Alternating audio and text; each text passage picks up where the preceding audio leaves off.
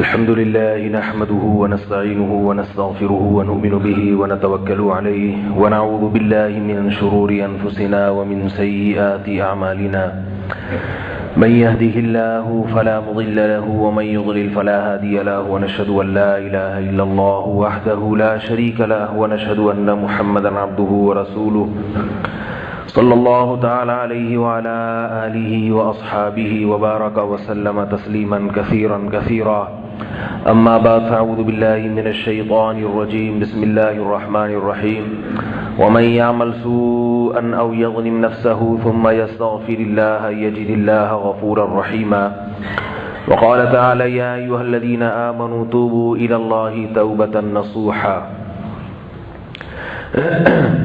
آج ربیع الاول کی 13 تاریخ ہے اور دسمبر کی 25. ایک عید عیسائیوں کی گزری اور ایک تو اسی عید کے بارے میں کچھ روشنی ڈالوں گا کہ اسلام میں عیدیں کتنی ہیں اور اہل بدعت نے کتنی بنا لی ہیں، ان کے دلائل کیا ہیں، اس کے جوابات کیا ہیں. مختصر، زیادہ گہرائی میں نہیں جاؤں گا کیونکہ گل ویلے دی دے پھل موسم دا، یہ بار بار مثال سناتا رہتا ہوں. بات مختصر ہو، جامع ہو، دلائل مختصر ہوں، جامع ہوں. اللہ تعالیٰ نے اپنے حبیب صلی اللہ علیہ وسلم کو جو دین دیا جسے اسلام کہا جاتا ہے، یہ دین عملی زندگی سکھاتا ہے انسان کو.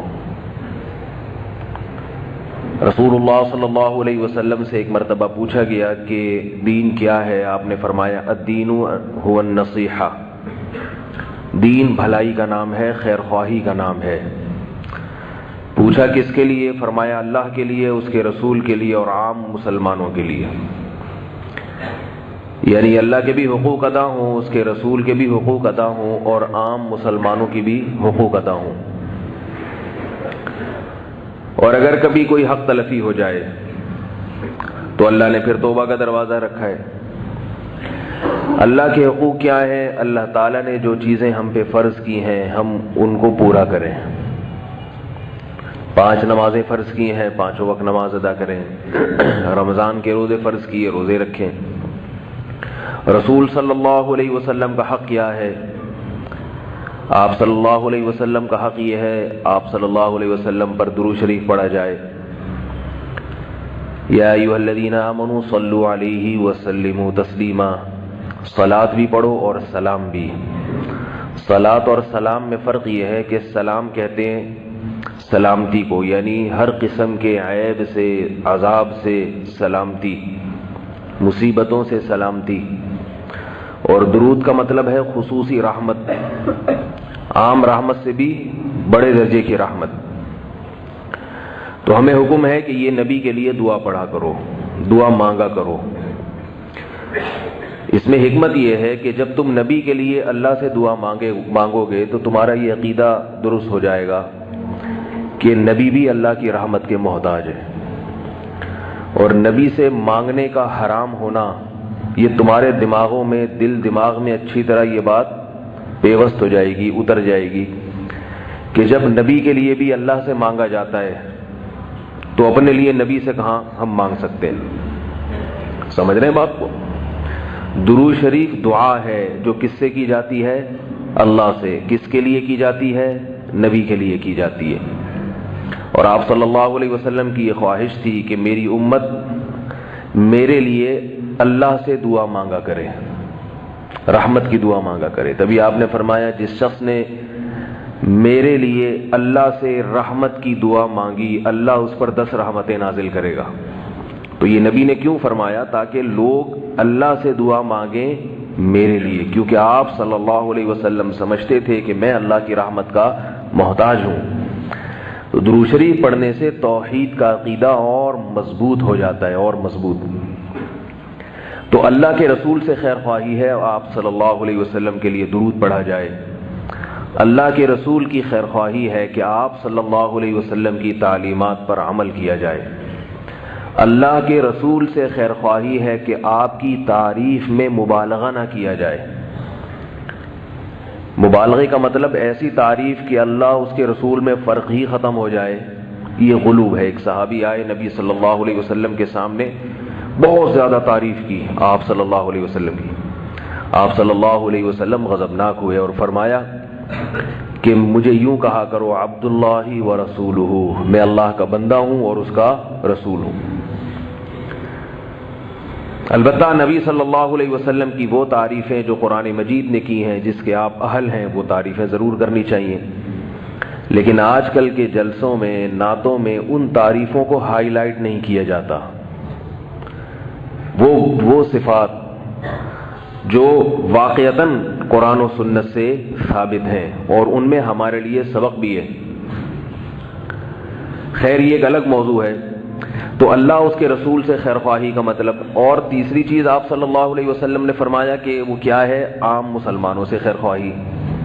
عام مسلمانوں سے خیر خواہی میں پھر درجات ہیں۔ سب سے پہلے آپ کے رشتہ دار ہیں، آپ ان کا حق ادا کر رہے ہو کہ نہیں کر رہے، والدین ہیں، رشتہ دار ہیں، پھر پڑوسی ہے، پھر آپ کے ساتھ دفتروں میں کام کرنے والے، ان کے ساتھ کیسا سلوک ہے، پھر اپنے جن کے آپ ملازم ہیں، کیا ان کو کام آپ پورا کر کے دے رہے ہیں؟ تنخواہ پوری لیتے ہیں تو کام پورا کر کے دے رہے ہیں ملازمین؟ یہ ساری چیزیں ہیں ایک جو معاشرے میں رہنا سکھاتی ہیں انسان۔ یہ ہے اصل دین۔ پھر ہمیں ہمارے نبی صلی اللہ علیہ وسلم نے اللہ کے حکم پر 2 عیدیں بھی دی ہیں، کیونکہ ہر قوم کا ایک تہوار ہوا کرتا ہے۔ آپ صلی اللہ علیہ وسلم فرمائے لِكُلِّ قَوْمٍ عِيدٌ، ہر قوم کے لیے ایک عید کا دن ہوتا ہے۔ وَلَنَا عِيدان، اور ہمارے لیے کتنے ہیں؟ 2۔ تو دیکھو بھائی، نبی صلی اللہ علیہ وسلم نے ہر قوم کے لیے ایک عید، اور ہمارے لیے عیسائیوں کی کرسمس کتنی ہوتی ہے؟ 1۔ یہودیوں کا ایک تہوار، ہندوؤں کا ایک تہوار، مسلمانوں کے 2۔ اب اس میں تیسرے کی ایڈیشن کی ضرورت نہیں۔ یہ بالکل ایسا ہی ہے جیسے ہمیں نمازیں کتنی دی گئیں؟ 5۔ اگر کوئی کہے نمازیں 6 ہیں تو بتاؤ یہ دین میں اضافہ ہو گیا کہ نہیں ہو گیا؟ اللہ کے نبی 5 دے کے گئے، آپ نے 6 بھی بڑھا دی ہے بھائی۔ 5 عیدیں دی ہیں یا 6 دی ہیں؟ 5 نمازیں دی ہیں یا 6؟ 5 نمازیں۔ اب امام صاحب نے اشراق کے وقت بھی جماعت سے نماز شروع کر دی۔ ایک رکعت میں ہمیں کتنے سجدے دیے نبی صلی اللہ علیہ وسلم نے؟ 2 سجدے۔ اب ہم کیا نہیں، نبی نے 2 دیے، ہم تیسرا بھی بنائیں گے؟ تو یہ اچھا کام ہوگا، برا کام ہوگا؟ کسی پہ طنز مقصد نہیں ہے۔ بہت سے لوگ نبی کے عشق اور محبت میں کر رہے ہیں، لیکن یاد رکھو یہ عشق اور محبت خدا کی قسم قیامت کے دن گلے پڑ جائے گا، گلے پڑ جائے گا۔ یہ عشق اور محبت میں حدود سے تجاوز مت کرو۔ عیسائیوں نے حضرت عیسیٰ سے عشق میں تجاوز کیا، جہنم کی آگ کے مستحق ٹھہرے، جہنم کی آگ کے۔ عیسائی حضرت عیسیٰ سے محبت کرتے ہیں، اس میں کوئی شبہ نہیں ہے۔ مجھ سے بہت سے لوگ کہتے ہیں کہ آج کل کے بدعتی نبی سے محبت نہیں کرتے۔ میں نے کہا کرتے ہیں، یہ غلط ہے۔ ممکن ہے آپ سے زیادہ کرتے ہوں، مگر یہ محبت قیامت کے دن قبول نہیں ہوگی۔ محبت کرنے کے آداب ہیں۔ کیا عیسائی حضرت عیسیٰ سے محبت نہیں کرتے؟ یقیناً کرتے ہیں، مگر یہ محبت مقبول نہیں ہے، کیونکہ حضرت عیسیٰ علیہ السلام کے معجزوں کو دیکھ کر عیسائی یہ سمجھے کہ حضرت عیسیٰ کے پاس بھی خدائی طاقتیں ہیں، حالانکہ معجزہ اللہ کی طاقت کی دلیل ہوتی ہے، پیغمبر کی طاقت کی دلیل نہیں ہوتی۔ معجزہ تو اللہ ظاہر کرتے ہیں، ہاتھ پیغمبر کا ہوتا ہے۔ معجزے میں پیغمبر کے ارادے تصرف کا قطعاً کوئی دخل نہیں ہوتا۔ جو یہ سمجھتا ہے کہ معجزہ پیغمبر کے ارادے اور پیغمبر نے اپنی قوت سے کیا ہے، وہ اسلام سے خارج ہے، کیونکہ پیغمبروں کو اسباب سے ہٹ کے کچھ بھی کرنے کی طاقت نہیں ہوتی، اور نہ اللہ یہ طاقت پیغمبروں کو دیتے ہیں۔ اب افسوس اس پر ہوتا ہے، لوگ ان باتوں کو بھی اختلافی باتیں کہتے ہیں۔ بھائی یہ تو کلمے کا حصہ ہے۔ میں ایک چھوٹا سا واقعہ سناتا ہوں، کئی بار پہلے بھی سنایا ہے، یہ میرے بیان کی تمہید سمجھ لیں آپ، جو یہ واقعہ بتا رہا ہوں۔ لوگ کہتے ہیں نہیں ادھر جاؤ، وہ چینل والوں کے پاس جاؤ، وہ اپنی طرف گھسیٹ رہا ہے، ادھر وائٹ والوں کے پاس ہو، یہ اپنی طرف گھسیٹ رہے ہیں، یہ کیا ہے؟ مولوی لڑا رہے ہیں آپس میں۔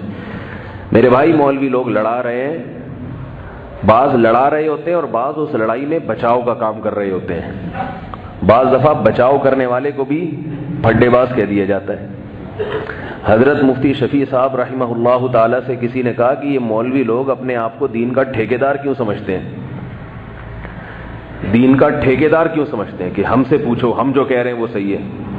انہوں نے فرمایا ٹھیکیدار نہیں، چوکیدار. ٹھیکیدار میں اور چوکیدار میں فرق ہے. ٹھیکیدار وہ ہوتا ہے جس نے ٹھیکہ لیا ہوا اور اس کی مرضی سے ہوگا. چوکیدار وہ ہوتا ہے کہ ہوگا اللہ کی مرضی سے، لیکن یہ چوکیداری کر رہا ہے کہ وہ غلط چیز کو آنے نہیں دینا اندر. علماء کی دو قسمیں ہوتی ہیں، علماء سوء اور علماء حق. علماء سوء قرآن میں ان کا بھی ذکر ہے، علماء حق قرآن میں ان کا بھی ذکر ہے. جو علماء کے دو گروپوں کا انکار کر دے تو وہ قرآن کا منکر ہے. ہر دور میں اہل حق بھی رہیں گے اور گمراہ بھی رہیں گے. تو علماء سوء کا کام تو ہے دین میں الٹی سیدھی چیزیں داخل کرنا. جیسے کمپنی میں کوئی یا ڈیفنس کا کوئی ادارہ ہے، فوج کا حساس ادارہ ہے، اس میں ہر ایک کو گھسنے کی اجازت نہیں ہوتی. اس میں کچھ ایجنسی کے لوگ ہوتے ہیں، کچھ چوکیدار ہوتے ہیں، وہ کارڈ چیک کرتے ہیں، ہاں بھائی یہ آ سکتا ہے، یہ نہیں آ سکتا. کوئی کیسا سوٹ بوٹ پہن کے کتنی اچھی کوٹ اور ٹائی، بلکہ فوجی وردی پہن کے پہنچ جائے ڈیفنس کے ایریے میں، چوکیدار جو ہوگا نا وہ دیکھے گا کہ اس کے پاس فوج کا کارڈ ہے یا نہیں. وہ وردی کو نہیں دیکھے گا، وہ اس کی ٹوپی اور اس کے جوتوں کو نہیں دیکھے. وہ کہے گا کہ جتنے بھی دہشت گردی کی کاروائیاں ہوتی ہیں وہ دہشت گرد وہی لباس استعمال کرتے ہیں. لباس نہیں چلے گا، لباس کے ساتھ ساتھ کارڈ بھی ہوگا، انگوٹھا لگایا جائے گا، دیکھا جائے گا یہ انگوٹھا میچ کر رہا ہے کہ نہیں کر رہا. تو میرے بھائی علماء کی کوشش یہ ہوتی ہے کہ اسلام کامل دین ہے. الیوم اکملت لکم دینکم، اللہ نے فرمایا نبی صلی اللہ علیہ وسلم سے کہ آج کے دن ہم نے اپنا دین مکمل کر دیا. اب اس میں کچھ بھی نہیں اضافہ ہوگا، نہ کمی ہو سکتی ہے نہ اضافہ ہو سکتا ہے. اب اگر کوئی دوسری چیز اس میں آئے گی تو یہ ذمہ داری بھائی کس کی ہے؟ یہ پولیس کی ذمہ داری ہے بھائی، یہ پولیس کی ذمہ داری ہے، یہ حکومت کی ذمہ. حکومت تو بیچاری فارغ ہوتی ہے، اس کو تھوڑی پتہ ہوتا ہے علم کا، دین کا. حکومت تو خود علماء سے پوچھتی ہے، اور حکومت کی تو ذمہ داری ہے کہ وہ خود علماء سے پوچھ کے چلے. ہر دور میں مسلمان حکمران علماء سے پوچھ کے چلا کرتے تھے. تو علماء دین کے ٹھیکیدار نہ صحیح چوکیدار تو ہوں گے نا بھائی. تو ہمیں چوکیدار، ہم عالم تو نہیں ہیں لیکن لوگوں نے بنایا ہوا ہے. لوگ کہتے ہیں ہمارے بڑوں نے بٹھایا ہوا ہے. اندھوں میں کانا راجا. لوگ مجھ سے پوچھتے ہیں بھائی آپ مفتی ہیں؟ تو میں کہتا ہوں اندھوں میں کانا راجا والا مفتی ہوں. اپنے آپ کو کسی کو اسی کے منہ سے نہ مفتی کہلوایا کرو، یہ عجیب سا لفظ لگتا ہے. کسی سے آپ پوچھ رہے ہیں آپ نیک ہیں تو وہ کہے گا کہ میں نیک ہوں، اور اگر وہ کہہ دے میں نیک نہیں ہوں تو ساری دنیا میں ڈھنڈو وہ خود کہہ رہے تھے میں نیک نہیں ہوں. تو یہ احمقانہ قسم کے سوالات ہوتے ہیں. فون کر کے پوچھنا کہ آپ مفتی ہیں، آپ بزرگ ہیں، یہ بیوقوفانہ سوال ہوتے ہیں. آپ کو اگر اطمینان ہے کہ یہ مفتی ہیں تو پوچھ لو، نہیں ہے تو پھر کسی اور سے پوچھ لو. بھائی ہم سے ہی کیوں پوچھوا رہے ہو؟ اگر آپ کو پتہ ہے کہ یہ مفتی ہیں، آپ نے تحقیق کر لی ہے، تو آپ پھر ان سے نہ پوچھیں. پھر آپ کہیں بھئی آپ اگر کہیں بھی نہ کہ مفتی نہیں ہے تو ہمارے لیے آپ ہی مفتی ہیں، آپ بتائیں ہمیں. اگر کسی بزرگ سے پوچھا کہ آپ نیک ہیں بزرگ ہیں، وہ جواب میں کہہ دیں کہ ہاں میں بزرگ ہوں، تو یہ کیسے بزرگ ہیں کہ جو اپنے آپ کو خود بزرگ کہہ رہے ہیں؟ اور اگر وہ کہہ دیں کہ میں بزرگ نہیں ہوں تو آپ کہیں گے یہ تو خود ہی کہہ رہے ہیں میں نہیں ہوں. تو اس کا طریقہ کیا ہے؟ لوگوں سے پوچھیں کہ یہ بزرگ ہیں یا نہیں ہیں، تحقیق کریں. اگر ثابت ہو جائے تو وہ 100 دفعہ اپنے آپ کو کہیں کہ میں بزرگ نہیں ہوں. آپ کہیں کہ آپ کی تواضع ہے، ذرہ نوازی ہے، آپ ہیں. یہ کچھ اصول اور آداب ہوتے ہیں. تو علماء کی ذمہ داری میرے بھائی کیا ہے؟ چوکیداری کرنا، کوئی غلط چیز اندر گھسنے نہ دینا. تو یہ ذمہ داری علماء قیامت تک ادا کرتے رہیں گے. تو میں یہ عرض کر رہا ہوں میرے بھائی کہ مسلمانوں کو اللہ نے عیدیں کتنی دی ہیں؟ صحیح حدیث ہے، محمد صلی اللہ علیہ وسلم نے ارشاد فرمایا لِكُلِّ قَوْمٍ عِيدٌ وَلَنَا عِيدان. ہر قوم کے لیے ایک عید کا دن ہوتا ہے اور ہمارے لیے 2 عید. یہ بڑی عیدوں کی بات ہو رہی ہے. ایک چھوٹی عید ہوتی ہے جو ہر ہفتے گھوم کے آتی ہے. وہ چھوٹی عید کون سی ہے؟ جمعے کا دن، وہ چھوٹی عید ہے. اس کو بھی حدیث میں عید کا دن قرار دیا گیا، جمعے کے دن کو، لیکن بڑی نہیں ہے، یہ چھوٹی ہے، یہ کیونکہ بار بار گھوم کے آ رہی ہے۔ یہ چھوٹی عیدیں بھی اللہ نے ہر قوم کو عطا کی ہیں، ہر قوم، جتنی آسمانی کتابوں والی قومیں ہیں۔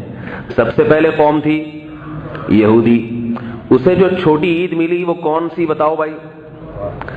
منہ سے بولیں گے تو بات آگے چلے گی، یہ ڈیجیٹل سسٹم کے تحت بیان نہیں ہو رہا، منہ سے بولے تاکہ سبق یاد۔ یہودیوں کو کون سی ملی؟ ہفتے کا دن۔ آج بھی یہودی ہفتے کو چھٹی مناتے ہیں۔ ورلڈ ٹریڈ سینٹر جب تباہ ہوا ہے نا تو ہفتے کا دن تھا، کوئی بھی یہودی اس میں نہیں تھا۔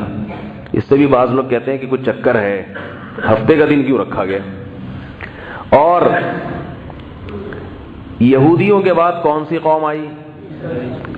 عیسائی قوم آئی۔ یہودیوں کے بعد اتنا تو پتا ہے نا، عیسائی، موسیٰ علیہ الصلوۃ والسلام کی قوم تھی یہودی۔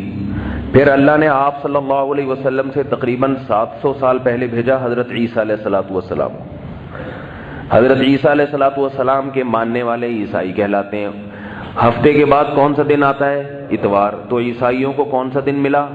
اتوار کا دن ملا۔ یہ دن ریپیٹ ہوتا ہے۔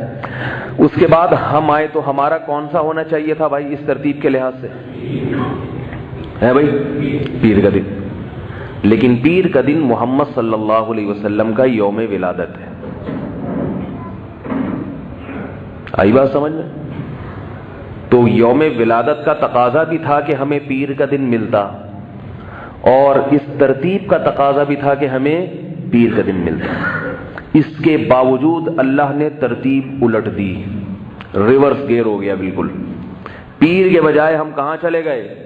پیچھے چلے گئے، جمعے کے دن۔ شاید اس میں یہ حکمت تھی کہ نبی کا یوم ولادت کو عید نہ سمجھو۔ آئی بات سمجھ میں؟ لوگ یہ کہہ سکتے تھے کہ آپ صلی اللہ علیہ وسلم کی پیدائش چونکہ پیر کے دن ہوئی ہے اس لیے ہمارا جمعہ پیر کے دن ہوا کرے گا۔ منع کر دیا، اسلام کسی کے دن منانے کی اجازت نہیں دیتا۔ یوم ولادت منانا یہ سالگرہ ہے۔ دیکھو اچھا یہ پہلے ایک بات مکمل کر لوں پھر آگے چلتا ہوں۔ دوسری بات یہ کہ بعض لوگ یہ کہتے ہیں کہ آپ صلی اللہ علیہ وسلم نے پیر کا دن منایا ہے، آپ صلی اللہ علیہ وسلم پیر کے دن روزہ رکھتے تھے۔ یہ دلیل بھی دیتے ہیں بعض لوگ۔ صحیح بخاری کی حدیث ہے کہ آپ صلی اللہ علیہ وسلم پیر اور جمعرات کا روزہ رکھتے تھے۔ پیر کا روزہ رکھتے تھے تو پوچھا گیا، فرمایا یہ میرے ولادت کا دن ہے اس لیے روزہ رکھتا ہوں۔ تو بعض لوگ یہ کہتے ہیں کہ دیکھو نبی نے اپنے ولادت کا دن منا لیا نا۔ آ رہی ہے؟ مولوی صاحب کی بات 10-15 منٹ تک تو سب کی سمجھ میں آتی ہے، اس کے بعد سب آہستہ آہستہ سونا، سگنل غائب ہونا شروع ہو جاتے ہیں۔ تو سگنل ذرا پوری توجہ کے ساتھ بحال رکھیں اپنے۔ وہ کہتے ہیں، بعض لوگ یہ کہتے ہیں کہ پیر کا دن رسول اللہ صلی اللہ علیہ وسلم نے منایا ہے تبھی تو روزہ رکھا، یہ منانا ہی تو ہے۔ اس کا جواب سنیں، کسی بھی دن کو سیلیبریٹ کرنا یا منانا روزہ رکھ کے نہیں ہوتا۔ سیلیبریٹ کرنا یا منانا یہ ہمیشہ کھانے پینے سے ہوتا ہے۔ آج تک دنیا کی کوئی ایسی قوم نہیں گزری جو روزہ رکھ کے خوشی منا رہی ہو۔ نہ مسلمانوں میں ایسا ہوتا ہے، نہ یہودیوں میں۔ کسی بھی خوشی کے موقع پر دیکھو بھائی، آپ کے بیٹے کی ولادت ہوئی، خوشی ہے نا، روزہ رکھتے ہو یا بکرے کاٹتے ہو؟ کھاتے پیتے ہو یا کھاتے بھی ہو کھلاتے بھی ہو؟ اور حدیث میں ہے کہ بکرے کاٹو، دمبے کاٹو، گائے کاٹو، عقیقہ کرو، خوشی کا موقع ہے۔ تو ہم کیا کرتے ہیں اس میں؟ اس کو سیلیبریٹ کرتے ہیں، مبارکباد، بھئی مبارک ہو آپ کے بیٹا پیدا ہوا، لڑکی پیدا ہوئی ہے، ایک بکرا ایک دمبا، یہ بتانے کے لیے کہ لڑکی بھی خوشی کی چیز ہے۔ ٹھیک ہے لڑکے میں زیادہ ہوتی ہے لیکن لڑکی میں بھی خوشی ہونی چاہیے۔ لڑکی منحوس نہیں ہے، رو نہیں اس پہ، خوشی ہے تبھی تو ایک دمبے کا حکم ہے، یہ بتانے کے لیے۔ ٹھیک ہے بیٹا ہوتا تو دگنی خوشی ہوتی لیکن بیٹی سے بھی خوشی ہونی چاہیے۔ لوگوں کو کھلاؤ کھانا، آج کل کیونکہ ہندو زدہ معاشرہ ہے نا ہمارا، ہندوؤں میں بہت رہے ہیں تو اس لیے سارے کام ہندوؤں والے کر رہے ہیں، رو رہے ہوتے ہیں اوپر سے۔ تو اللہ تعالیٰ جب کوئی قوم اللہ کی کسی نعمت پہ ناقدری کرتی ہے تو اللہ تعالیٰ اس کی ریشو بڑھا دیتے ہیں۔ آج کل کیا ہو رہا ہے کہ لوگ نسل کو روک رہے ہیں کہ ہم سے بچے پلتے نہیں ہیں، اس کا نتیجہ نکلا اللہ بیٹیاں دینا شروع کرتے ہیں دھڑا دھڑا، بیٹے کی لالچ میں بیٹیاں پیدا کرو، ٹھیک ہے نا. تو یہ اللہ کی طرف سے عذاب آتا ہے. اس لیے لڑکیوں کا گروتھ ریشو بہت بڑھ گیا ہے. اگر معاملہ اللہ پہ چھوڑ دو، جتنی اللہ نے دینی ہے، جتنے بیٹے دے جتنی بیٹیاں دے، میں اس کی تقدیر پہ راضی ہوں، وہ کھلانے والا پالنے والا وہ ہے، تو گروتھ ریشو خود بخود اعتدال پہ قائم ہو جائے گا. تو بچہ پیدا ہوتا ہے، ہم کیا کرتے ہیں بھائی؟ مٹھائی کی باتیں ہوتی ہیں. ایسا نہیں ہوتا کہ آپ قحط کی باتیں شروع کر دیں. شادی ہوتی ہے، ولیمہ ہوتا ہے، تو اس میں کیا ہے؟ روزہ رکھتے ہیں. ہے بھائی؟ کوئی آپ سے کہے میری شادی ہوئی ہے، آپ فوراً مٹھائی کی بات کرتے ہو کہ نہیں کرتے؟ بھائی ہاں ہوں کرو گے تو بات کروں گا، مجھے پھر میرے سے توجہ سے سنیں گے تو بات ہوگی، ورنہ میں کوئی پروگرام یا لیکچر پیش کرنے کے لیے نہیں آتا یہاں پہ. تو ایسا نہیں ہوتا کہ جیسے یونیورسٹیوں میں ہوتا نا 1 گھنٹے کے اتنے پیسے ملتے ہیں، تو پروفیسر صاحب لیکچر ڈیلیور کر کے چلے جاتے ہیں، ان کو پیسے مل جاتے ہیں. مجھے پیسے نہیں ملتے الگ سے کوئی اس تقریر کے. اس لیے بات سنیں گے سمجھیں گے تو بات کروں گا، نہیں کریں گے تو پھر میں ایک پیپر دے دوں گا، اس کو گھر بیٹھ کے پڑھ لیے گا آپ لوگ. تو سیلیبریٹ کرنا یہ خوشی کے موقع پر ہوتا ہے، اور سیلیبریٹ کرنے کا طریقے میں مٹھائی کھانا، کیک، یہ سب باتیں ہوتی ہیں. ہم لوگ کے یہاں مٹھائی کا رواج ہے، گوروں کے ہاں کیک پیسٹریوں کا رواج ہے، کیونکہ وہ گورے ہیں بہرحال. ظاہر ہے وہ ہماری طرح تھوڑی ہیں کہ وہ جاہل مٹھائی جلیبی کھا رہے ہیں. تو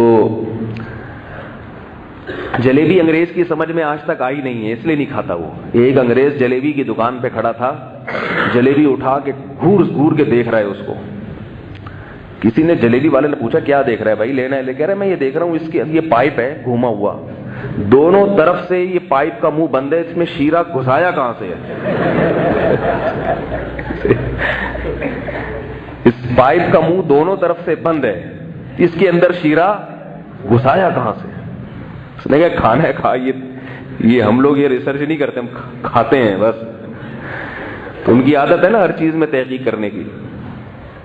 تو سیلیبریٹ جب بھی کیا جاتا ہے، مبارکباد جب بھی دی جاتی ہے، کھانے پینے کی باتیں ہوتی ہیں، مٹھائی کی باتیں، بریانی کی باتیں، ہو جائے بھائی 1 بوتل ہو جائے، میچ جیتے آپ تو لوگ کہتے ہیں یار پھر ہو جائے کولڈ ڈرنک. یہ نہیں کہ یار ایسا کرو رات کا کھانا بھی ناغا کر دو. تو آپ کی شادی ہوئی، ولیمہ ہے، اس میں آپ روزہ رکھواتے ہیں لوگوں سے یا کھلاتے ہیں؟ تو آپ خوشی میں کبھی بھی یہ نہیں ہوتا کہ کھانے کا ٹائم ہو اور کھانا چھوڑ دیں آپ خوشی میں، بلکہ ڈبل کھاتے ہیں. بولتے آج تو خوشی میں 3 پراٹھے کھا گیا، پتہ ہی نہیں چلا مجھے، کہتے ہیں نا.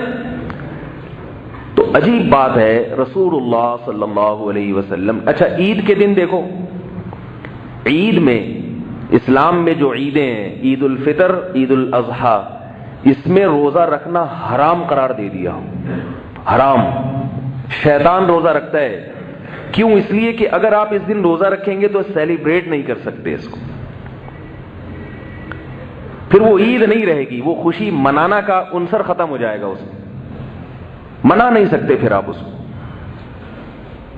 تو اس لیے عید کے دن، کیونکہ اللہ نے آپ کو ایک خوشی منانے کا تہوار دیا، آپ روزہ رکھیں گے، اس کا مطلب ہے آپ اللہ کے تہوار پر راضی نہیں ہیں. بقرعید میں تو عید کا دن تو ایک ہے، لیکن روزہ 13 ذی الحجہ تک حرام کر دیا. 10 11 12 13 کیوں حرام کر دیا؟ اس لیے کہ سیلیبریٹ کرنے کے لیے آپ کو چوتھے دن بھی کھانا پڑتا ہے. بعض دفعہ گوشت کاٹا ہے آپ نے تو ایام اضحیہ تو 3 دن ہے قربانی کے، لیکن وہ 3 دنوں میں اتنا گوشت ہوتا ہے کہ چوتھا دن بھی وہ جتنا بھی صدقہ کر لو کچھ نہ کچھ چوتھے دن بھی چلتا ہے. تو حالانکہ چوتھا دن عید کا نہیں ہے، مگر اس دن بھی روزہ حرام، کہ بھئی سیلیبریٹ کرتے کرتے اس کی کچھ آثار بھی تو باقی رہیں گے نا، ان آثار کی بھی رعایت کی ہے. تو یہ بار بار بتایا جا رہا ہے کہ خوشی کا دن کھانے کا ہوتا ہے. اسلام میں جہاں بھی خوشی کی بات ہے کھانے کی بات ہے، جہاں بھی خوشی کی چیز کھانے کی بات آئے گی لازمی. تو اب یہ دیکھو میرے بھائی کہ نبی صلی اللہ علیہ وسلم نے پیر کے دن روزہ رکھ کے بتا دیا کہ آپ اس دن کو سیلیبریٹ نہیں کر سکتے. اس کو منانا نہیں ہے بلکہ منانے کا اپوزٹ ہے. ایک تو ہوتا ہے نا نارمل حالت میں ہو انسان، تو وہ تو ہم نہ منانا کہیں گے نہ منانا کہیں گے. کیا خیال ہے بھئی؟ آپ ہفتے کے دن کھا رہے ہیں پی رہے ہیں، آپ کہہ رہے ہیں کہ آج کوئی دن منا رہے ہیں، کہہ رہے ہیں نہیں. تو کیا غم منا رہے ہیں؟ کہہ رہے ہیں نہیں غم بھی نہیں منا رہا کیونکہ کھا بھی رہا ہوں میں. غم میں انسان کھانا چھوڑتا ہے، خوشی میں ڈبل کھاتا ہے. تو نہ تو سیلیبریٹ کیا اور نہ آپ نے سیلیبریٹ کا اپوزٹ کیا، یعنی جس دن نارمل روٹین ہے اور جس دن روزہ رکھ لیا، اس کا مطلب آپ سیلیبریٹ نہیں کر رہے. میں یہ نہیں کہہ رہا غم منا رہے ہیں آپ، لیکن یہ سیلیبریٹ کی اپوزٹ ہو گئی، یہ منانے کا کیا ہو گیا، الٹ ہو گئی، یہ ضد ہے. تو آپ صلی اللہ علیہ وسلم نے پیر کے دن روزہ رکھ کے یہ بتا دیا کہ نہ صرف یہ کہ یہ سیلیبریٹ نہیں کرنا بلکہ یہ سیلیبریٹ کا الٹ ہے. یہ تو شاید یہ بتانے کے لیے اللہ تعالیٰ کو تو معلوم تھا نا کہ بعد میں ایسے لوگ آئیں گے جو اس کو سیلیبریٹ کریں گے، اس کو منائیں گے، ناچیں گے، گائیں گے، اور وہ اس قادری کے مشہور گانے چلیں گے. نعت کو میں گانا نہیں کہہ رہا، مگر ان کا جو اسٹائل ہے نا محترم کا، وہ گانوں جیسے ہی اسٹائل ہے. تو اس اسٹائل کو کہہ رہا ہوں. تو اللہ کے نبی صلی اللہ علیہ وسلم نے یہ دن روزہ رکھ کے بتا دیا کہ اس کا اسلام میں یوم ولادت منانے کا کوئی تصور نہیں ہے، منانے کا کوئی تصور نہیں. ایک بات تو یہ ہو گئی. دوسری بات یہ کہ اسلام میں اور غیر مسلموں میں فرق یہ ہے کہ اسلام کی عیدیں صبح ہوتی ہیں اور غیر مسلموں کی رات کو ہوتی ہیں. اسلام نے صبح اس لیے رکھی کہ رات کے وقت جب عید منائی جاتی ہے، رات انسان کو گناہوں کی طرف دھکیلتی ہے، کیونکہ چراغاں رات کو ہو سکتا ہے، دن میں چراغاں ممکن نہیں ہے. آ رہی ہے بات سمجھ میں؟ دن میں آتش بازی ممکن نہیں ہے، کیونکہ سورج کی روشنی ہر قسم کی ہری بتیوں، کیا لال بتیاں، جو بھی بتیاں ہوں، وہ سورج کی روشنی میں کوئی بتی نہیں رہتی. اور رات کے وقت بتیاں جلتی ہوئی نظر آتی ہیں. اسلام نے عید الفطر بھی صبح کو دی اور عید الاضحیٰ بھی صبح کو. یہاں تک کہ فقہاء نے لکھا ہے کہ عید الاضحیٰ کے دن مغرب کے بعد جانور کاٹنا مکروہ ہے، کیونکہ سیلیبریٹ کرنا ہے تو دن کی روشنی میں، شاعر اسلام کا اظہار کرنا ہے تو دن کی روشنی میں. تو کیا اصول پتا چلا؟ اسلام ہمیں کب عید منانے کا حکم دیتا ہے؟ صبح صبح. جتنی عیدیں ہیں صبح صبح کے ٹائم پہ ہیں. جمعے کا دن دیکھ لو، جمعہ بھی عید ہے نا. اچھا، روزے سے یاد آیا کہ جمعہ کے دن بھی رسول، کیونکہ عید کا تصور ہے، اس لیے آپ صلی اللہ علیہ وسلم نے صحیح بخاری کی حدیث میں فرمایا لا تختصوا یوم الجمعۃ بصوم، جمعے کا دن روزے کے ساتھ خاص مت کرو. کیونکہ بعض یہ ہو سکتا تھا کہ جمعے کا دن بڑا دن ہے تو بعض لوگ یہ سوچ کے روزہ رکھیں گے کہ آج جمعہ ہے تو زیادہ ثواب ملے گا. آپ نے فرمایا نہیں، منع کر دیا. اسی لیے علماء کہتے ہیں کہ خاص جمعے کے دن کو بنیاد بنا کے روزہ رکھنا جائز نہیں ہے. لیکن چونکہ یہ چھوٹی عید ہے اس لیے روزہ حرام نہیں بلکہ مکروہ ہے، کیونکہ بڑی عید میں تو حرام ہے اور جمعے کے دن کیا ہے؟ مکروہ ہے. ہاں اگر کسی کا پہلے سے روزہ رکھتا آ رہا ہے، جیسے ایام 20 کے روزے رکھتا ہے کوئی، تو اس میں جمعہ آ گیا تو ایک الگ بات ہے، وہ ایام 20 کے روزے کہلائیں گے، جمعے کا روزہ نہیں کہلائے گا. یا کسی کی چھٹی جمعے کو ہوتی ہے، اس کو روزہ جمعے کے دن آسان لگتا ہے اس لیے رکھ رہا ہے، وہ جمعے کی وجہ سے نہیں رکھ رہا بلکہ وہ اس لیے کہ میری چھٹی ہے اس لیے رکھ رہا ہے، وہ ایک الگ چیز ہے. اسپیشل جمعے کو بنیاد بنا کے روزہ رکھنا جائز نہیں ہے. اس سے بھی پتہ چلتا ہے کہ جمعے کا دن چونکہ عید ہے نا، عید اس لیے اس میں بھی روزہ رکھنا منع کر دیا. تو اس سے پتہ چلا کہ جو عید ہے اس میں روزہ نہیں ہو سکتا. تو آپ صلی اللہ علیہ وسلم نے پیر کے دن روزہ رکھ کے بتا دیا کہ یہ عید نہیں ہو سکتا، یوم ولادت عید نہیں ہو سکتا. جمعے کے دن خطبہ ہوتا ہے، 2 رکعتیں ہوتی ہیں. عید الفطر میں بھی خطبہ ہوتا ہے، 2 رکعتیں ہوتی ہیں. عید الاضحیٰ میں بھی خطبہ ہوتا ہے، 2 رکعتیں ہوتی ہیں. عید کی نماز کے لیے بھی اجتماع ضروری ہے. 1-2 آدمی نہیں پڑھ سکتے عید کی نماز، جبکہ عام جماعت میں 1-2 آدمی بھی پڑھ لیتے ہیں. جمعے کے لیے بھی اجتماع ضروری ہے. ساری وہی شرطیں ہیں جمعے کی جو عید اور بقرعید کی شرطیں ہیں. اور دن کا، اس میں بھی دن کا وقت رکھا گیا. دوپہر کو نماز ہوتی ہے، جمعے کی نماز عشاء میں نہیں ہوتی. تو سیلیبریٹ کرنے کے لیے یہ بھی کب رکھا گیا ہے؟ دن کی روشنی میں. اس میں بھی بتیاں اور چراغ اور آتش بازی ممکن نہیں ہے، کیونکہ آتش بازی کی جو لائٹیں ہیں وہ دن کی روشنی میں نمایاں نہیں ہوتی. تو اب دیکھو عیسائی کب مناتے ہیں؟ رات کو. کل رات 12 بجے کے بعد عیسائیوں نے منانا شروع کر دی. اس میں جو انہوں نے کرنا تھا، جو بھی حساب کتاب ہوتا ہے ان کا، وہی جانتے ہیں، ہم نہیں جانتے اس کو. تو لیکن وہ سارے 12 بجے تیار شیار ہو کے دھو دھا کے نہا دھو کے نکل آتے ہیں سڑکوں پہ. اتنا ہم نے دیکھا ہے. ہمارے علاقے میں کوئی عیسائی تھے تو ایک دن میں نے دیکھا کہ وہ پتہ نہیں کیا ہو رہا ہے، جب نہا دھو کے پتہ چلا 12 بجے کے بعد نکل رہے ہیں سارے. تو یہ خود کیونکہ رات کا وقت گناہوں کی طرف آتش بازی کی طرف لے کے جاتا ہے انسان کو، گناہوں کی طرف لے کے جاتا ہے. اس لیے اسلام نے عیدیں رکھی ہیں دن کے وقت. صبح صبح اٹھو، نہا دھو کے نماز پڑھو، چلو اور گھر جا کے کھاؤ پیو، بس یہ عید ہو گئی. جبکہ جو ہمارے ہاں 12 ربیع الاول منائی جاتی ہے اس میں اصل جو جشن منایا جاتا ہے وہ کس وقت؟ رات، کیونکہ دن کو منانے کا مزہ ہی نہیں ہے. دن میں وہ نہ ہری بتیاں نظر آئیں گی نہ لال بتیاں. منوڑا کو کسی نے بتایا کہ اتنا زبردست سجایا گیا سمندر کو لانچ پہ، خوب خوبصورت لائٹیں اور یہ وہ، تو یہ دن میں تو ہو ہی نہیں سکتی بھائی. تو یہ خود اس کی علامت ہے کہ یہ ایک بدعت چیز ہے جو شریعت کے مزاج کے خلاف، کہیں سے بھی شریعت کے لحاظ سے یہ میچ نہیں کرتی ہے. یہ تو جب ہے جب 12 تاریخ کو یوم ولادت مان لیا جائے، فرض کر لیا جائے تو ہے، پھر یہ منانا جائز نہیں ہے. لیکن حقیقت یہ ہے کہ 12 تاریخ یوم ولادت ہے ہی نہیں. حضرت عمر رضی اللہ تعالیٰ عنہ کے دور میں آپ نے دیکھا کہ صلح حدیبیہ میں جو درخت تھا نا جس کے نیچے بیعت کی تھی صحابہ کرام نے، 1400 صحابہ نے موت پر بیعت کی تھی. تو وہ درخت بڑا مبارک تھا کیونکہ قرآن مجید میں اس کا تذکرہ آیا، اذ یبایعونک تحت الشجرۃ. اللہ راضی ہو گیا ان صحابہ سے جو آپ سے بیعت کر رہے تھے درخت کے نیچے. اب کیا ہوا، کیونکہ وہ بعد میں جب کمزور ایمان والے لوگ آئے تو وہ حضرت عمر نے پہلے ہی درخت کٹوا دیا تاکہ پوجا پاٹ نہ شروع ہو جائے. لیکن اب کچے ایمان والے جو ہوتے ہیں نا، جن کو عشق کا جنون تو ہوتا ہے مگر عشق کے آداب نہیں پتہ ہوتے ان کو. آج کل عشق ایسا ہے جیسے ایک پیر صاحب تھے، ان میں تواضع اتنی تھی کہ وہ اپنے جوتے کسی کو اٹھانے نہیں دیتے تھے.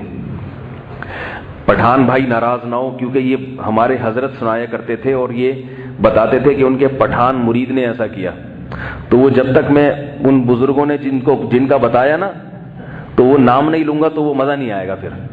تو ہمارے استاد بھی ہیں، بہت سارے پٹھان ہیں، ہمارے شاگرد بھی ہیں. تو کسی قوم کی تضحیک یا مذاق اڑانا مقصد نہیں ہے، بلکہ یہ ان کے جذبے کو بیان کرنا مقصد ہے کہ وہ محبت ایسے ہوتی ہے. تو حضرت گنگوہی نے لکھا ہے اور ہمارے حضرت رحمہ اللہ بھی بیان کرتے تھے کہ ایک پٹھان مرید تھے، گاؤں دیہات سے آئے تھے، دیہاتی تھے. وہ دیہاتیوں کے زیادہ آداب وداب نہیں پتہ ہوتے. تو وہ اپنے پیر صاحب کا بہت احترام کرتے تھے. تو انہوں نے اپنے پیر صاحب سے کہا کہ ہماری موجودگی میں آپ اپنے جوتے نہیں اٹھا سکتے، کیونکہ ہمارے لیے یہ بڑی غیرت کے خلاف ہے کہ پیر صاحب کے جوتے ہماری موجودگی میں پیر صاحب خود اٹھائیں، ہم اٹھائیں گے آپ کے جوتے. پیر صاحب کہتے تھے کہ ان میں تواضع اتنی تھی، پہلے زمانے کے پیروں میں کچھ تواضع بھی کافی زیادہ ہوا کرتی تھی.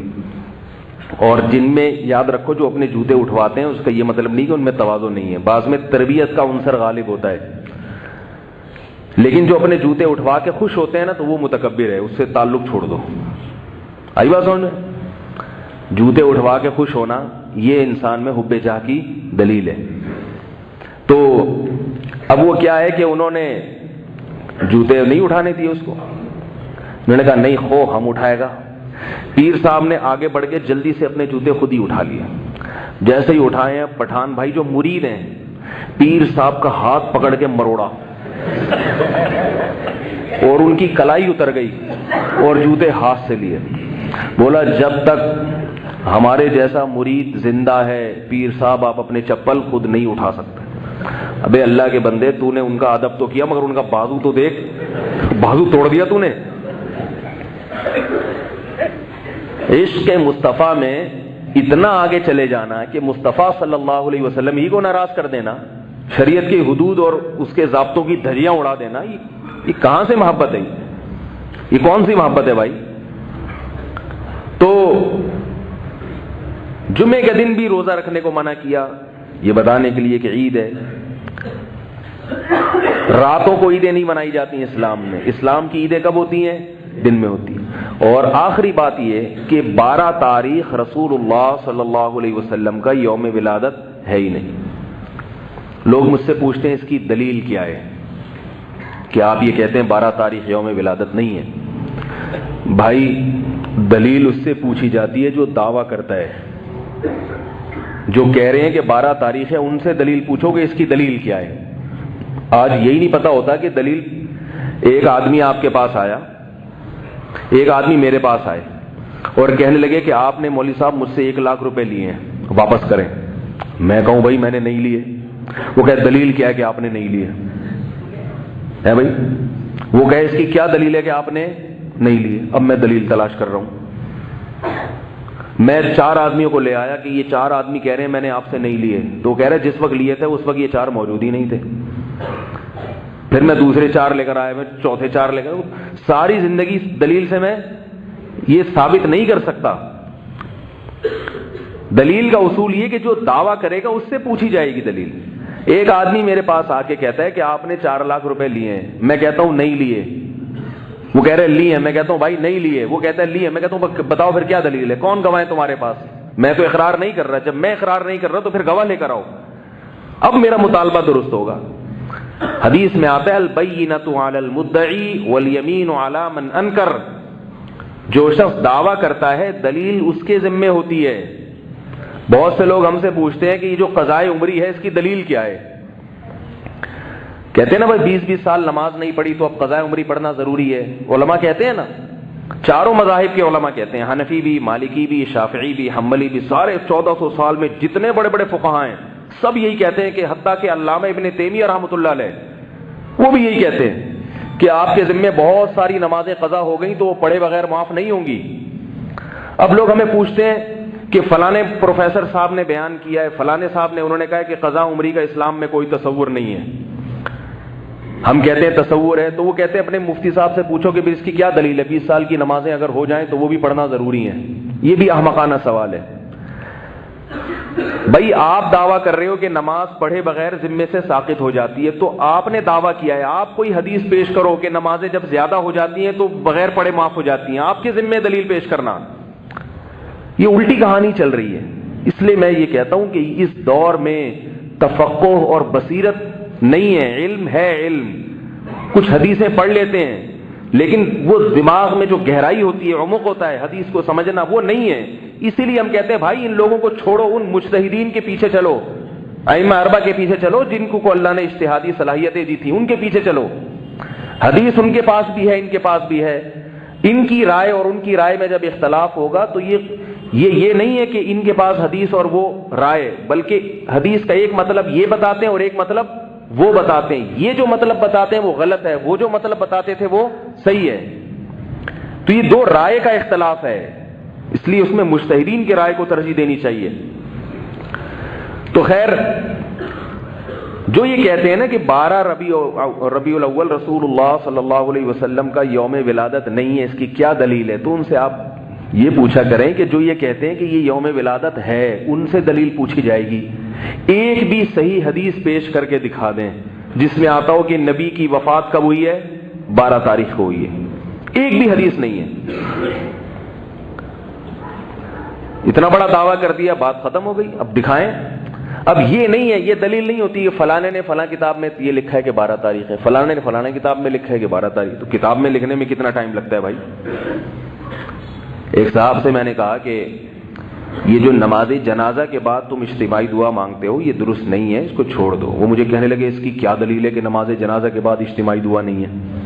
میں نے کہا نبی صلی اللہ علیہ وسلم نے کہیں بھی ثابت نہیں ہے کہ نماز جنازہ کے بعد مستقل آپ صلی اللہ علیہ وسلم نے دعا مانگی ہو۔ انفرادی کا بھی ثبوت نہیں ہے، اجتماعی تو بہت دور کی بات۔ کہنے لگے نہیں، یہ منع کہاں ہے؟ کون سی کتاب میں منع ہے؟ کون سی حدیث میں ہے کہ نہیں کرو؟ میں نے کہا تو حدیث میں یہ نہیں ہوتا کہ یہ نہیں کرو، بس جو کرنے کا حکم دے دیا اس کے علاوہ کے بارے میں یہی ہے کہ اس میں اپنی طرف سے اضافہ نہ کرو۔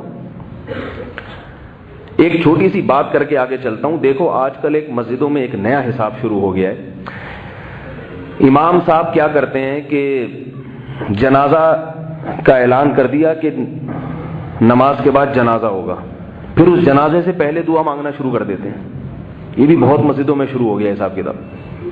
ایک مسجد میں ظہر کی نماز پڑھتا ہوں، عموماً آتے ہوئے جب جامعہ سے آ رہا ہوتا ہوں تو ظہر میری راستے میں ہوتی ہے، تو وہ وہاں جنازے بہت آتے ہیں روزانہ. جب بھی دیکھو نماز پڑھ کے، وہ امام بھی نہیں ہے، مؤذن صاحب ہیں وہاں جو نماز پڑھاتے ہیں، نائب امام، وہ ہر جنازے سے پہلے دعا مانگ رہے ہوں گے، اے اللہ یہ جو انتقال ہو گیا ہے اللہ ان کی مغفرت کر دے. بھائی جنازہ اللہ نے رکھا کیوں ہے؟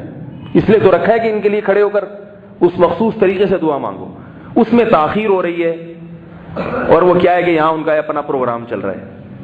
تو یہ بھی بدعت ہے. کہیں آپ کو نظر آئے تو امام کی عزت اور احترام کے ساتھ طنز نہ کریں، اس کے اوپر عزت احترام کے ساتھ اس کو پرچی پہ لکھ کے بھاگ جائیں وہاں سے.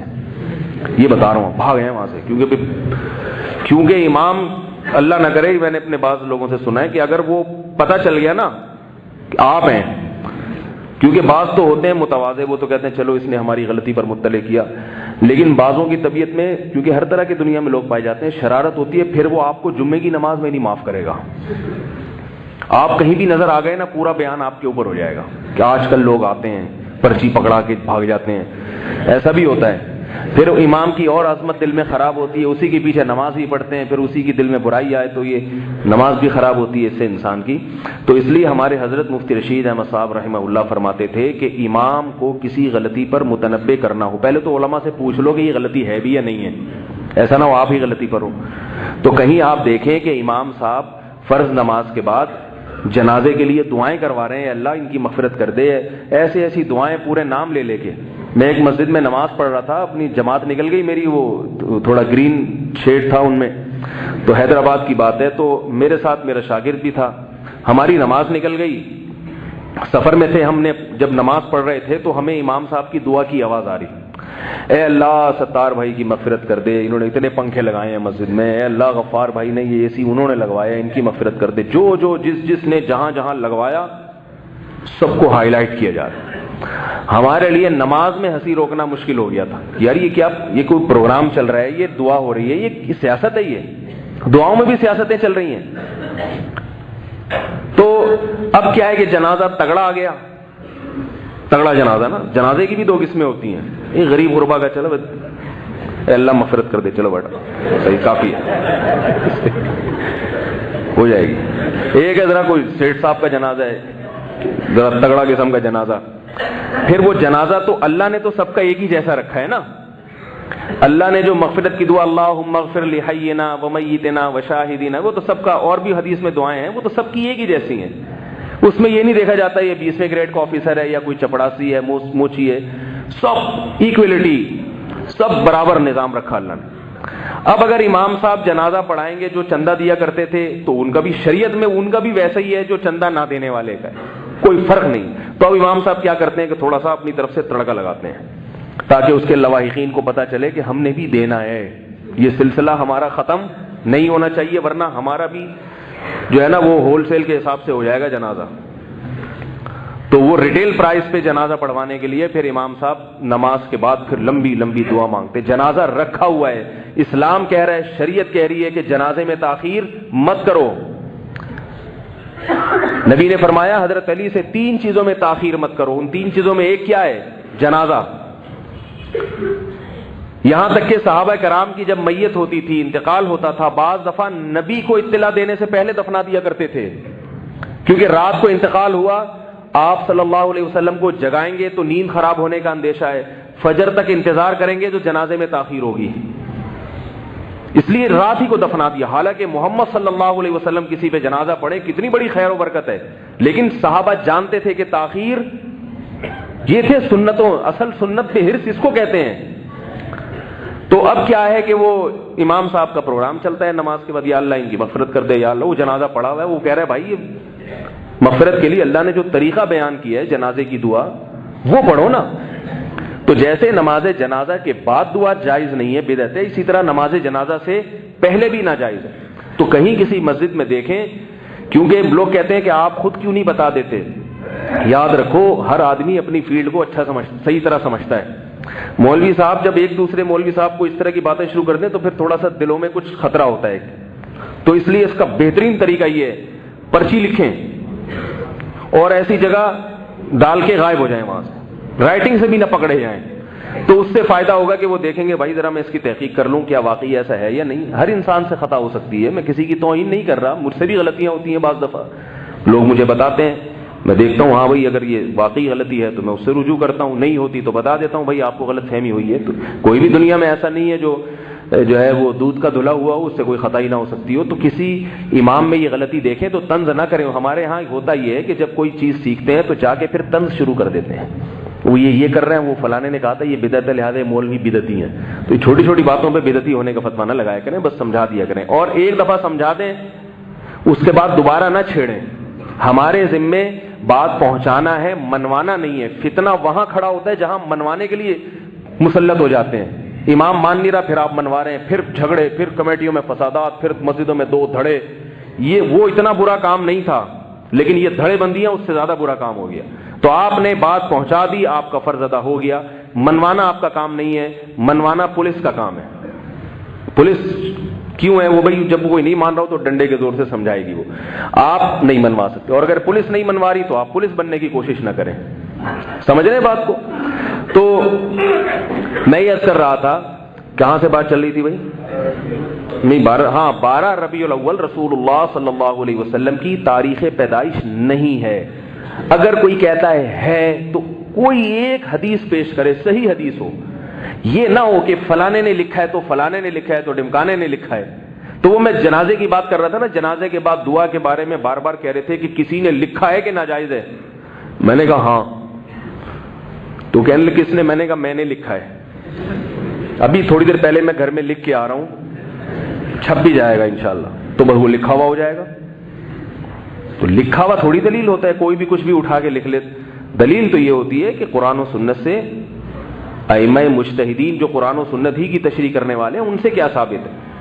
تو باقی کسی نے بھی کچھ اٹھا کے لکھ دیا تو وہ اس کی کوئی گارنٹی نہیں ہے بھائی, وہ تو کوئی بھی کچھ لکھ سکتا ہے, تو کوئی دلیل نہیں ہے اس کی. اور فلکیات کی روح سے اگر دیکھا جائے, دیکھو آج انٹرنیٹ پہ سرچ کرو, آپ اسلامی تاریخ سے اپنی انگریزی تاریخ نکال سکتے ہو.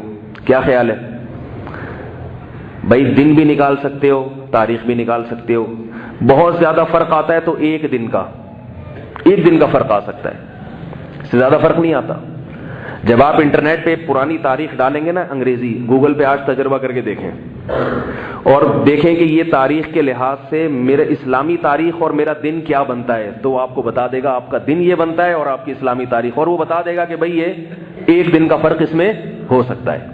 کیونکہ گوگل کو اس وقت نہیں پتا تھا کہ مفتی منیر صاحب نے کیا اعلان کیا تھا, چاند ہوا تھا کہ نہیں ہوا تھا. گوگل کیلکولیٹ کر کے بتاتا ہے بس. پشاور میں وہ ایک دن پہلے بتائے گا اگر سمجھدار ہوگا, اور کراچی میں ایک دن بعد بتائے گا. لیکن گوگل ابھی اتنی سمجھ نہیں آئی اس میں. ہر چیز گوگل سے پتہ چلتی ہے سوائے ایک چیز کے, وہ تو یاد ہے نا, وہ نہیں پتہ چلتی, وہ کسی اور وقت دوبارہ بتاؤں گا, بکم ہے. تو آپ گوگل پہ سرچ کریں 12 ربیع الاول رسول اللہ صلی اللہ علیہ وسلم کی جو عیسوی تاریخ پیدائش ہے. نبی صلی اللہ علیہ وسلم نے حجۃ الوداع جو کیا ہے وہ دن پر پورا اجماع ہے کہ وہ 9 ذی الحج تھی, اور دن کون سا تھا؟ جمعے کا. 9 ذی الحجہ جمعے کا دن, اور اگلے سال ربیع الاول میں آپ صلی اللہ علیہ وسلم کا انتقال ہوا پیر کے دن. کوئی ریاضی دان ذرا کیلکولیٹ کر کے دیکھے کہ جس سال آپ صلی اللہ علیہ وسلم کا انتقال ہوا اس سال 9 ذی الحجہ پڑ رہی تھی, جمعے کا دن. خیر اس سے تو وفات کا پتہ چلے گا, وفات کا. ولادت کا بھی اسی طرح کیلکولیٹ کیا جا سکتا ہے. یہ تو وفات کا پتہ چلے گا, اگلے سال وفات ہوئی ہے نا آپ کی, تو جس سال آپ صلی اللہ علیہ وسلم کی ولادت ہوئی ہے اس سال آپ صلی اللہ علیہ وسلم وہ جو ولادت ہوئی پیر کا دن تھا, اور اس پر بھی اتفاق ہے کہ مہینہ ربیع الاول کا تھا. تو آپ ذرا کیلکولیٹ کر کے یا کسی ریاضی دان سے دیکھیے, پوچھئے کہ کیا ربیع الاول میں 12 تاریخ کو اس سال پیر کا دن بیٹھ رہا ہے کہ نہیں بیٹھ رہا, تو وہ آپ کو بتائے گا کہ میچ ہی نہیں ہو رہی ہے, بلکہ پیر کا دن یا تو 8 تاریخ کو بیٹھ رہا ہے یا 9 ربیع الاول کو بیٹھ رہا ہے. اسی وجہ سے محقق علماء کہتے ہیں کہ اس بات کا زیادہ امکان ہے کہ آپ صلی اللہ علیہ وسلم کا یوم ولادت 8 ربیع الاول یا 9 ربیع الاول ہے, اور اس میں بھی 8 کو زیادہ ترجیح دی ہے. لیکن یہ بھی یقینی نہیں ہے. اس لیے یقینی نہیں ہے کہ صحابہ کرام نے آپ صلی اللہ علیہ وسلم کی ایک ایک چیز کو نوٹ کیا. آپ ہنستے تھے تو آپ کے دانت کتنے نظر آتے تھے, آپ صلی اللہ علیہ وسلم کھجور کیسے کھایا کرتے تھے, آپ صلی اللہ علیہ وسلم چلا کیسے کرتے تھے, آپ صلی اللہ علیہ وسلم بالوں کی مانگ کیسے نکالا کرتے تھے, آپ صلی اللہ علیہ وسلم کے سر میں کتنے بال سفید ہو گئے تھے. ایک ایک چیز نوٹ کی اور آگے امت کو بتائی. تو سوچئے کہ یوم ولادت اور یوم وفات نہ یا تو نوٹ نہیں کیا, نوٹ کیا تو آگے امت کو بتایا نہیں. یہ ہو نہیں سکتا کہ نوٹ نہ کیا ہو, یہ ممکن نہیں ہے. اس لیے کہ چلو ولادت میں تو کہہ سکتے ہیں نوٹ نہیں کیا, وفات کا دن تو معلوم ہونا چاہیے تھا نا. معلوم تھا مگر آگے نقل نہیں کیا تاکہ یہ امت برسیاں منانا نہ شروع کر دے, کیونکہ ولادت کے دن سے اور وفات کے دن سے کوئی شریعت کا حکم متعلق نہیں ہے. اس لیے صحابہ کرام نے نہ یوم ولادت کی تاریخ آگے امت کو بتائی اور نہ یوم وفات کی تاریخ امت کو بتائی. جان کر جیسے حضرت عمر نے وہ صلح حدیبیہ میں جو درخت تھا نا وہ جب کٹوا دیا تو بعض جو کمزور ایمان والے لوگ تھے جو عشق کرتے تھے مگر عشق کا طریقہ نہیں آتا تھا, انہوں نے پھر ایک درخت بنایا اور اس کو نام دے دیا یہ صلح حدیبیہ والا درخت ہے. تو بالکل ایسے ہی ہے کہ صحابہ کرام نے یوم ولادت نہیں بتایا ہمیں, لیکن کیا نتیجہ نکلا کہ بدعتیوں نے کچھ تو کرنا تھا نا, کسی دن کو سیلیبریٹ تو کرنا ہے, منانا تو ہے, تو انہوں نے خود سے 12 تاریخ کو متعین کر کے منانا شروع کر دیا. جیسے عیسائی خود اس بات کا اعتراف کرتے ہیں کہ 25 دسمبر حضرت عیسیٰ کا یوم ولادت نہیں ہے, یہ عیسائی پادریوں نے اپنی کتابوں میں لکھا ہے, مگر دن تو منانا ہے نا انہوں نے. عمل سے تو ثابت نہیں کرتے کہ ہم عیسائی ہیں. عیسائیوں کی آج داڑیاں نہیں ہوتی, حضرت عیسیٰ علیہ السلام کی داڑھی تھی. حضرت عیسیٰ علیہ السلام زنا اور شراب کے خلاف دعوت لے کر آئے تھے. آج پورا امریکہ شراب بھی پی رہا ہے, زنا بھی کر رہا ہے. تو جو عملی تو کام کرنے کے تھے حضرت عیسیٰ کی تعلیمات میں وہ چھوڑ دیے, حضرت عیسیٰ کے یوم ولادت منانا شروع کر دیا. یہ سب ان لوگوں کے کام ہیں جو عمل میں کسی کو فالو نہیں کرتے مگر دن منا کے خوشیاں مناتے ہیں. عیسائیوں کے پاس بھی یوم ولادت محفوظ نہیں تھا حضرت عیسیٰ کا, انہوں نے بھی 25 دسمبر متعین کر کے اس کو منانا شروع کر دیا. اور کمال کی بات ہے عیسائیوں کی جو اصل عید تھی جو حضرت عیسیٰ دے کے گئے تھے اس کا کسی عیسائیوں کو بھی پتہ ہی نہیں ہے کہ وہ کون سی تھی. تو جس طرح سے ربیع الاول 12 تاریخ منائی جا رہی ہے, اس سے بھی ایسا معلوم ہوتا ہے کہ کچھ وقت کے بعد ان کو یہ پتہ ہی نہیں چلے گا کہ اصل عیدیں کہاں غائب ہو گئیں. اور جوش و خروش ان لوگوں میں عید الفطر اور عید الاضحیٰ میں اتنا نہیں ہوتا جتنا اس بنائی ہوئی عید میں ہوتا ہے. جو اصل عیدیں اسلام نے دی ہیں ان میں ایسا چراغا نہیں ہوتا, ان میں اس طرح نہیں ناچتے, مگر جو عید نہیں دی ان میں اتنا اس کو سیلیبریٹ کرتے ہیں کہ اصل عیدوں میں بھی ایسا نہیں ہوتا. تو یہ ساری باتیں اس بات کی علامت ہے میرے بھائی, اللہ تعالیٰ نے ہمیں جو دین دیا ہے. بعض لوگ کہتے ہیں کہ تم لوگ بھی تو حضرت عمر کا دن مناتے ہو اور فلاں کے دن مناتے ہو, تو جو مناتے ہیں بھائی ان سے پوچھو, ہم تو نہیں مناتے. ہم تو نہ حضرت عمر کا دن مناتے ہیں, نہ عثمان کا دن مناتے ہیں, نہ علی کا دن مناتے ہیں رضی اللہ عنہ, نہ حضرت حسین کا دن مناتے ہیں. ہم کہتے ہیں حضرت عمر کی تعلیمات کو فالو کرو, حضرت عثمان کو فالو کرو, حضرت حسین کو فالو کرو, حضرت علی کو فالو کرو, ان کے دن منانے کی ضرورت نہیں ہے. تو اس لیے اس بارے میں اپنا عقیدہ درست کریں. اور ایک بات یہ کہ دیکھو بھائی, یہ وقت ذرا مجھے بتائیں, یہ گھڑی تھوڑی آ گیا ہے, کیا ٹائم ہو رہا ہے؟ 35 ہو رہے ہیں. اب اس دن کیا ہوتا ہے کہ بہت سارے لوگ منانے کے مختلف اسٹائل ہیں لوگوں کے. کچھ تو بریک ڈانس پہ آ جاتے ہیں, نبی کی یاد میں ناچ رہے ہیں, باقاعدہ ڈانس ہو رہا ہے, اتنی بڑی بڑی داڑیاں اور پگڑیاں پہن کے ناچ رہے ہیں. کچھ رو رہے ہیں نبی کی یاد میں, ایسا رو رہے ہیں خاص طور پہ جب کیمرہ سامنے آتا ہے تو بہت زیادہ روتے ہیں, پھر وہ بہت زیادہ روتے ہیں. رونا دھونا یہ تنہائی میں اچھا لگتا ہے, مجمع میں رونا دھونا. ہمارے حضرت ایک شعر پڑھا کرتے تھے, اہل اللہ کی عادت کیا ہوتی ہے, دن گزارے ساز میں راتیں گزاری سوز میں, عمر بھر ہم دن میں بلبل شب میں پروانہ رہے. دن گزاری ساز میں, ساز کا مطلب خوش و خرم, راتیں سوز و گداز غم میں. یہ اہل اللہ کی عادت ہے, لوگوں کے سامنے مسکراتے چہروں سے. اور تنہائیوں میں اللہ کے سامنے رونے والے. دن گزارے ساز میں، راتیں گزاری سوز میں، عمر بھر ہم دن میں بلبل کی طرح چہکتے ہیں خوش و خرم، شب میں پروانے کی طرح آگ کے گرد. جیسے پروانے کی صرف ایک چیز ہوتی ہے، آگ مل جائے جل جائے گا آگ میں. تو اہل اللہ کیا کرتے ہیں؟ تنہائیوں میں پروانے کی طرح اللہ کی ذات کے گرد گھومتے ہیں. وہ جو مجمع میں زیادہ رو رہا ہے تنہائیوں میں نہیں روتا، وہ فراڈی ہے، 2 نمبر ہے. آ رہی ہے بات سمجھ گئے نا کون مراد ہے؟ مجمع میں.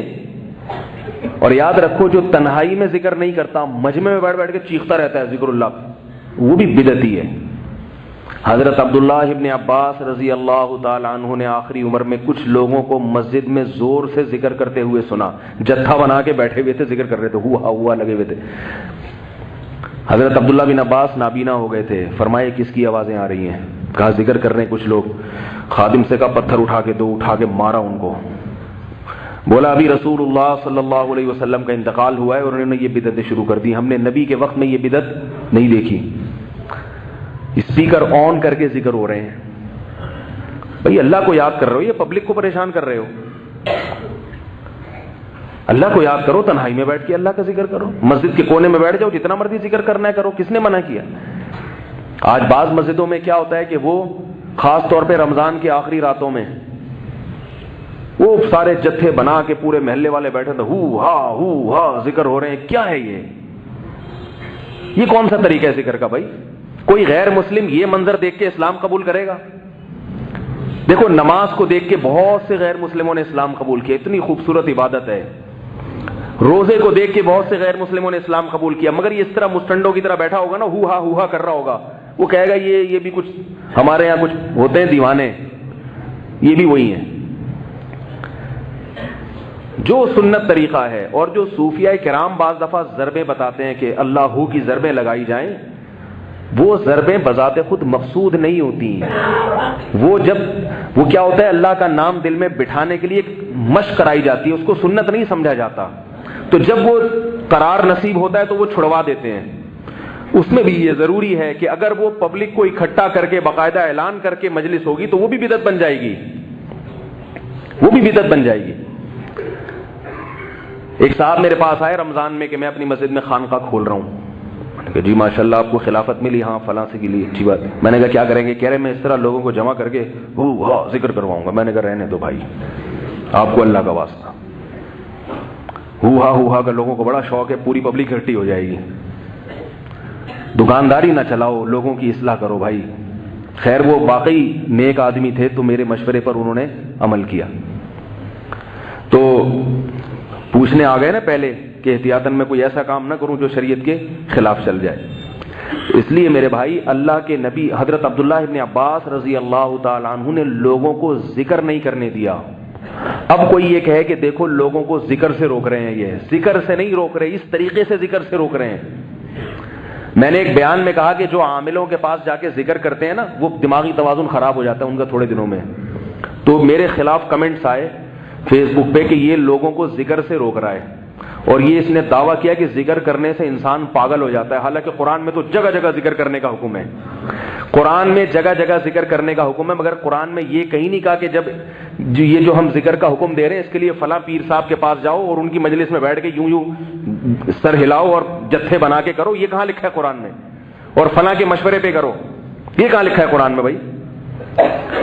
یہ جو روحانی پیر ہیں ان کی بات کر رہا ہوں، روحانی علاج والے پیر جو ہمارے مشائخ بزرگ ہیں، وہ جو ذکر بتاتے ہیں وہ تو ہر ایک کی حالت کو دیکھ کے کہ بھئی یہ اس کو اس ذکر سے فائدہ ہوگا، اس میں اللہ کی محبت آئے گی، اس کو اس ذکر سے اللہ کی محبت. وہ جن چڑیل بھگانے کے لیے نہیں ہوتے، وہ اللہ کی محبت پیدا کرنے کے لیے ہوتے ہیں. وہ ہر ایک کے حالات کے لحاظ سے مختلف ہو سکتے ہیں، لیکن یہ جو جنات بھگانے والے لوگ جو ذکر کراتے ہیں یہ سب دماغی توازن کی خرابی ہے.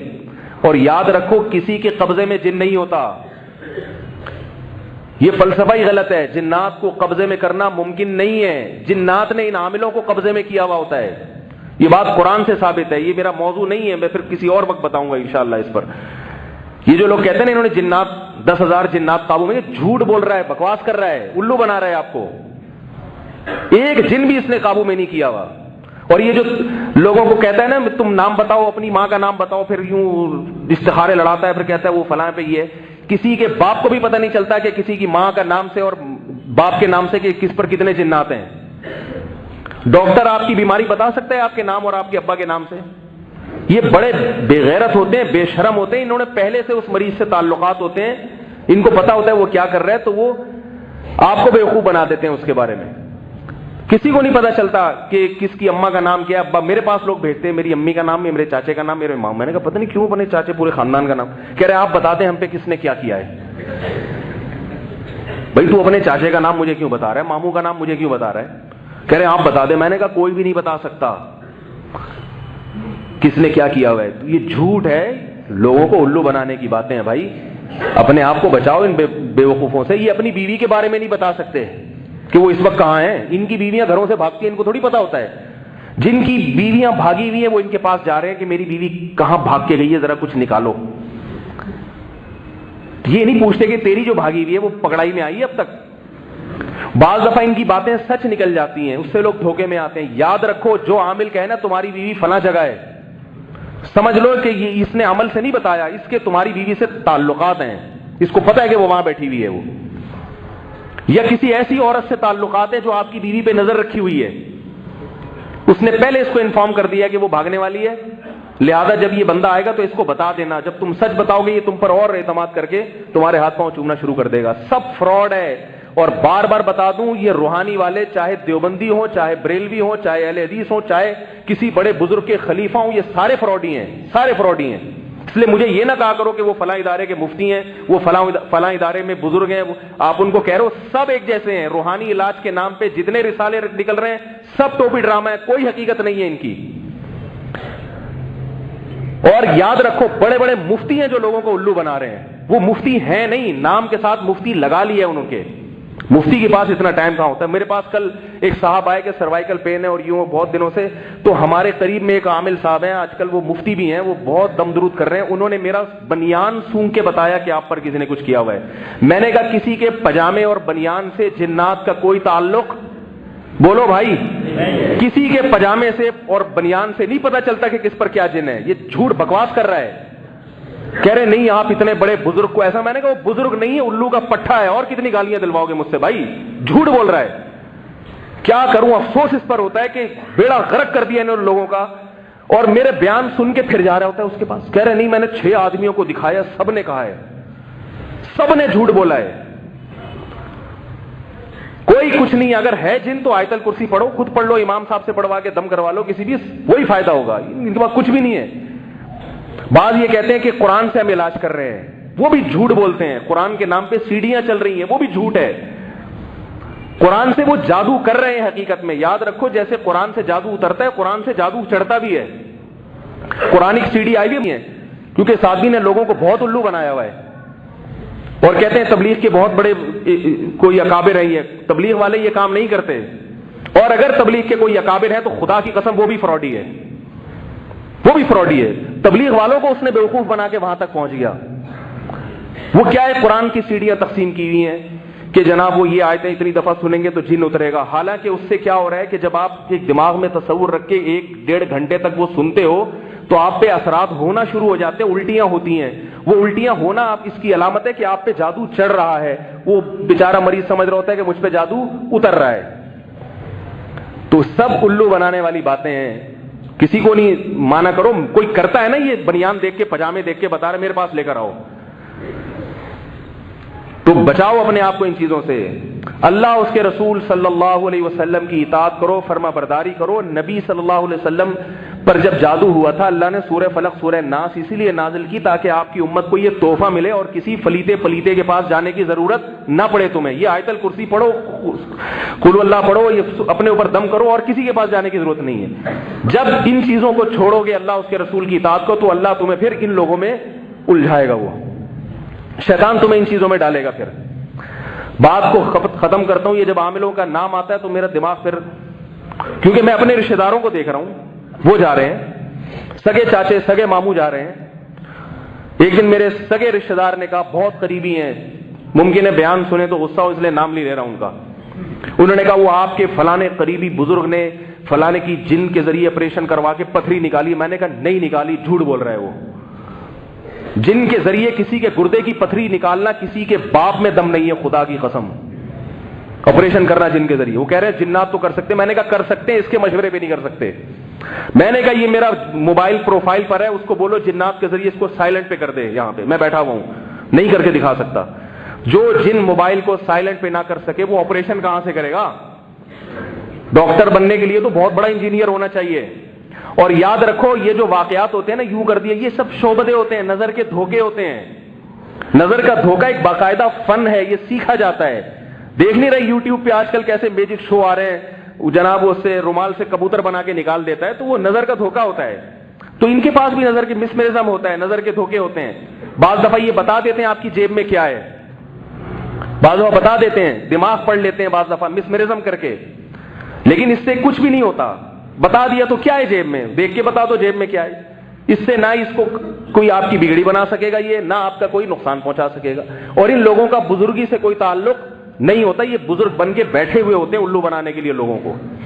چیخ چیخ کے تھک گئے, مگر اپنے مولویوں کی سمجھ میں نہیں آ رہا باقیوں. پھر کوئی دیکھتا ہوں کوئی بہت بڑے مولوی صاحب جا کے کسی فراڈی سے بیعت ہو جاتے ہیں. جا کے دارالعلوم کورنگی کے مفتی, جامعۃ الرشید کے استاذ, وہ ایسے روحانی عاملوں کے ہاتھ سے بیعت ہیں. حالانکہ دارالعلوم ہمارے نظر میں قابل احترام ادارہ ہے, ان کے علماء ہمارے اکابر ہیں, مگر وہ عالم بھی اگر کسی فراڈی کے ہاتھ پہ, روحانی کے ہاتھ سے بیعت ہوگا تو یاد رکھو میں پھر بھی اس روحانی کو نہیں مانگوں گا. میں کہوں گا کہ یہ روحانی اتنا بڑا فراڈی ہے کہ اس نے ایسی چال چلی ہے کہ اس نے اتنے بڑے عالم کو بیوقوف بنا دیا. ایک صاحب میرے پاس آئے, بس آخری بات کر کے بیان ختم کرتا ہوں. کہنے لگے کہ یہ جو ہے نا وہ فلانا عامل جس کو آپ فراڈی کہتے ہیں, اس کے ہاتھ پہ تو شیخ الحدیث بیعت ہیں. میں نے کہا اس شیخ الحدیث کے بیعت ہونے سے میں یہ نہیں کہوں گا کہ وہ فراڈی نہیں ہے, میں یہ کہوں گا وہ اتنا بڑا فراڈی ہے کہ اس نے شیخ الحدیث کو بھی بیوقوف بنا دیا. یہ فارمولہ یاد رہے گا. جب کسی بڑے بزرگ کو دیکھو نا اس روحانی کے ہاتھ میں بیعت ہو رہا ہے, جو تمہیں بیٹھ کے ذکر کرا رہا ہے اور کہہ رہا ہے اس سے تمہارے جنہ اور سارے مسائل حل ہو جائیں گے, جو تمہیں ذکر کرا رہا ہے نا اللہ کی محبت پیدا کرانے کے لیے, بس وہ تو اللہ والا ہے. اور جو تمہیں کرانا نا یہ میرے سامنے بیٹھ کے یہ گھما لے, اس سے تیری بیٹی کی شادی ہو جائے گی, تو اس کی محفل میں اگر کوئی بہت بڑا شیخ الحدیث بیٹھ رہا ہے تو اس روحانی پیر سے پھر بھی متاثر ہونے کی ضرورت نہیں ہے. بولو یہ اتنا بڑا فنکار ہے کہ اس نے اتنے بڑے بزرگ کو بھی بیوقوف بنا دیا. بزرگی الگ چیز ہے, حماقت الگ چیز ہے. بعض نیک ہوتے ہیں مگر احمق ہوتے ہیں, اور بعض نیک نہیں ہوتے مگر عقل مند ہوتے ہیں. اس پر ایک واقعہ بھی سناؤں گا.